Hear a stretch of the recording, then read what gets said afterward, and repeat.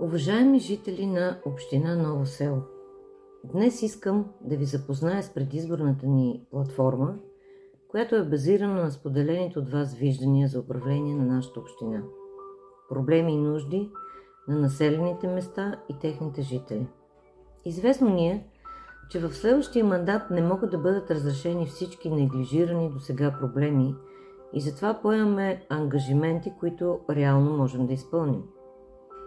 Изборите са сърцевината на демократичния процес и ни предоставят възможността да изразим нашите предпочитания и да изберем лидери, които ще представляват нашите интереси и ценности. В този исторически момент сме изправени пред редица предизвикателства и възможности. Вярваме в силата на обединението и сътрудничеството и сме решени да работим заедно с вас, за да решим настоящите проблеми и да изградим по-добро бъдеще. Нашата платформа е насочена към решаването на социални, икономически и екологични въпроси.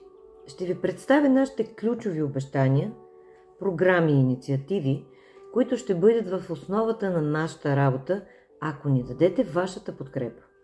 Обещаваме да слушаме вашите гласове и да бъдем отговорни пред вас, като се стремим към постигане на по-добро бъдеще за всички. Искаме да ви поканим да се присъедините към нас в този път към промяна и да ни помогнете да изградим една нова община Ново село, с която всички да бъдем горди. Ние сме убедени, че ще продължим да се вслушваме във вашия глас, защото заедно можем повече. Кои са основните ни цели? Социална политика, инфраструктурата и благоустрояването с краткосрочна и дългосрочна перспектива, създаване на условия за развитие на местната икономика, образование, култура и спорт, туризъм, здравеопазване, обществен ред и контрол. Какво включва социалната политика? Ще направим задълбочен демографски анализ на населението на община Ново село с цел поставяне на дългосрочни цели и изработване на дългосрочна социална политика.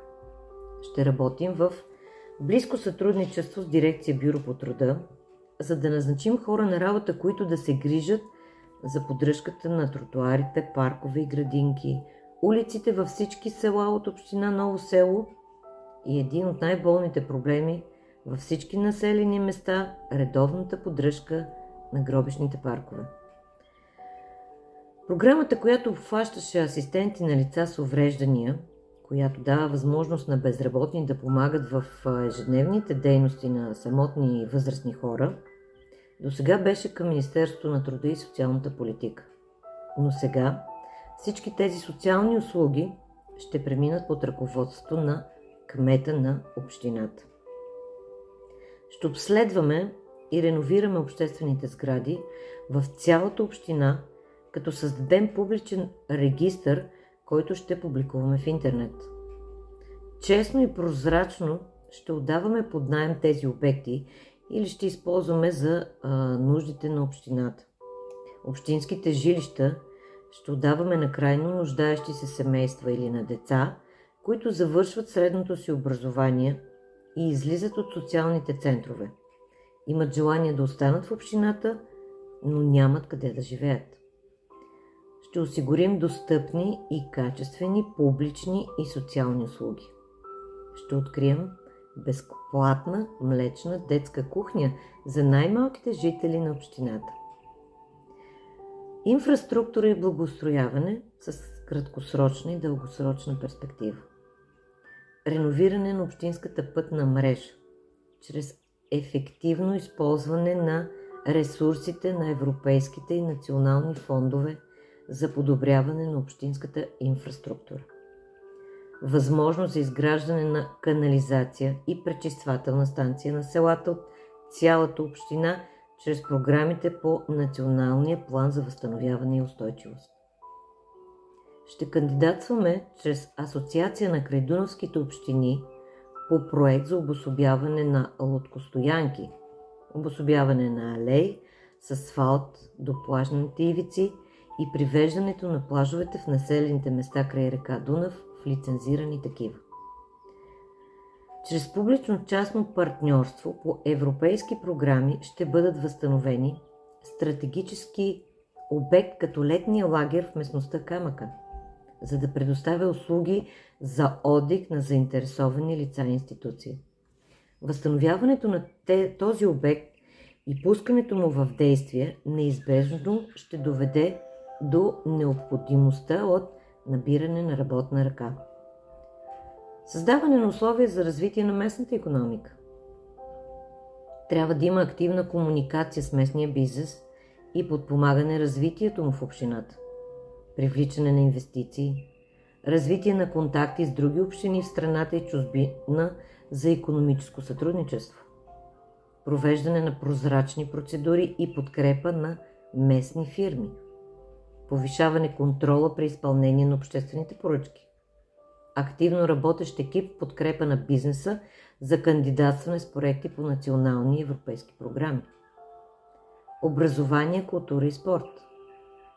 Ще водим активна политика и подпомагаме учебните заведения, училища и детски градини на територията на община Ново село и тяхната материално-техническа база. Връзка между средното образование и пазара на труда в общината. Увеличаване на възможностите за трудова заетост на младите хора и задържането на техния потенциал в община Ново село.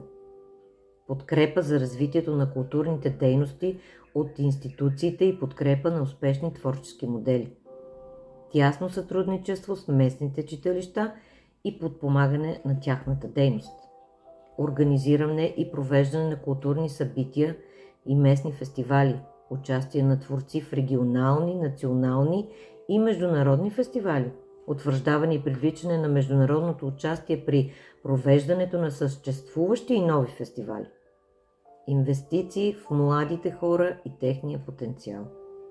Оказване подкрепа на младите хора, които искат да организират сами или да участват в различни младежки кампании. Предоставяне на общински помещения за създаване на младежки клубове за реализиране на тяхната дейност и нужди във всички населени места от община Ново село. Създаване на съвременни условия за развитие на спорт, тренировъчна и състезателна дейност. Възстановяване на футболен клуб Славия, село Ново село. Разработване и изпълнение на проекти за обогатяване на дейността на спортните клубове и подпомагането на работа с деца. Кандидатстване и изпълнение на проект, финансиран с европейски средства или привличане на инвеститор за модернизиране на съществуващата спортна база в Ново село. Имаме идея открития басейн на стадиона да бъде изграден и в закрит с цел използването му от местни и областни спортни клубове и учебни заведения целогодишно. Туризъм. Община Ново село разполага с богати природни, исторически, културни ресурси с регионална и национална значимост. Това прави туризма един от основните приоритетни сектори за финансиране на програми по Европейския съюз. Кандидатстване и реализация на туристически проекти във всички населени места в общината. Стимулиране и подпомагане на алтернативни форми на туризъм, селски, културно-познавателен, спортен и други. Здравеопазване. Ангажиране на водещи специалисти в медицината с цел реализиране на безплатни прегледи веднъж месечно за населението на община Ново село. Един от най-болните проблеми в село Ново село е разкриване на аптека или в крайен случай на дрогерия. Обществен ред. Повишаване сигурността на жителите на община Ново село и опазване на обществения ред. За целта ще бъде създадена общинска охранителна структура, чието цели и задачи ще са в зависимост от конкретните потребности и приоритети на общината. Общинската охранителна структура може да бъде отговорна за патрулиране на общински територии, предотвратяване на престъпления и неправомерни действия и реагиране на сигнали за нарушение на обществения ред. Ще помага местните органи за управление и изпълнение на законодателството. Общинската охранителна структура може да работи с местни власти и полицията, за да съдейства в реализацията на общинските закони и регламенти. Предоставяне на помощ при бедствия и аварии. Ще има задачата да съдейства при бедствия като наводнения, земетресения, пожари и други аварии, като оказва първа помощ и организира евакуации. Поддържане на обществени мероприятия. Общинската охранителна структура може да се грижи за сигурността и регулирането на обществените мероприятия като фестивали и спортни събития, да осигурява охранителни услуги за селските имоти съвместно с арендаторите на земеделските земи с цел опазване както на селско-стопанската продукция, така и на частните домове. Ще развива активна комуникация и сътрудничество с местните жители и бизнеса, за да разбере техните нужди и опасения и да създаде програми за подобрение на сигурността. Точните цели и функции на общинската охранителна структура ще зависят от конкретните обстоятелства и изисквания на дадената община и могат да бъдат определени чрез съответната законодателна рамка и обществен диалог. Контрол. Ще има ежеседмични приемни дни на кмета за среща с хората. Ще има ежемесечни изнесени приемни дни на кмета в селата на общината. Те ще се провеждат съвместно с кметовете на населените места, като бъде изнесена на място при проблеми на хората по селата. Широко ще използваме публично-частно партньорство, като най-голям приоритет в работата с неправителствените организации. Ще търсим и кандидатстваме по проекти на програми на Европейския съюз. Това е най-сигурният начин за осигуряване на средства за работа във всички изброени по-горе направления. Уважаеми жители на Ново село, община, време е да се обърнем към бъдещето и да вземем решения, които ще определят посоката, в която нашата общност, нашата община ще се развива. Това е моментът, в който трябва да помислим за това, какво искаме за нашето бъдеще. Независимо от политическите ни виждания, нека да помним, че ние всички споделяме общ интерес – благосъстоянието и напредъка на нашата община Ново село. Искам да ви призова да гласувате на изборите и да изразите вашия избор със сметка за общия интерес. Вашето участие е от съществено значение за здравето на нашата демокрация и за формирането на нашето бъдеще. Благодаря ви, че сте част от този процес и нека решенията, които ще бъдат взети, водят към по-добро утро за нас всички. Заедно за Ново село.